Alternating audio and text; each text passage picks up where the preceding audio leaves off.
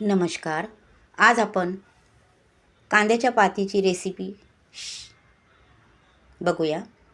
त्यासाठी मी ही बाजारातून हिरवीगार कांद्याची पात घेऊन आलेली आहे. चला म्हटलं तुमच्यासोबत कांद्याच्या पातीची रेसिपी शेअर करूया. आता कढईमध्ये मी एक पळी तेल टाकलेले आहे. त्याच्यामध्ये पाव चमचा मोहरी टाकलेली आहे. आता मोहरी तडतडली की कांद्याच्या पातीचा कांदा बारीक चिरून घेतलेला आहे तो आणि हिरवी मिरची टाकून हे सर्व परतून घ्यायचे आहे. आता हे सर्व लालसर होईपर्यंत परतून घ्यायचे आहे.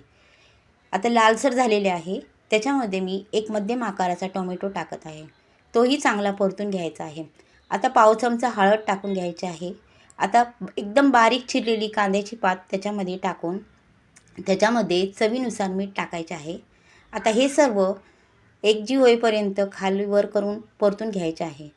आता हे चांगले परतून घेतल्यानंतर ह्याला झाकण न लावता अशी शिजून द्यायची आहे. कारण कांद्याच्या पातीला त्याचे स्वतःचे पाणी असते आणि ही कांद्याची पात एकदम बारीक चिरली ना तर ती चवीला खूप अप्रतिम लागते.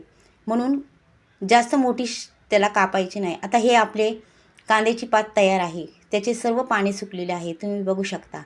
आता आपण एका प्लेटमध्ये त्याला सर्व करूया. आता ही कांद्याची पात आहे ना, आपण बाजरीची भाकर, ज्वारीची भाकर ह्याच्यासोबत तर एकदम अप्रतिम लागते.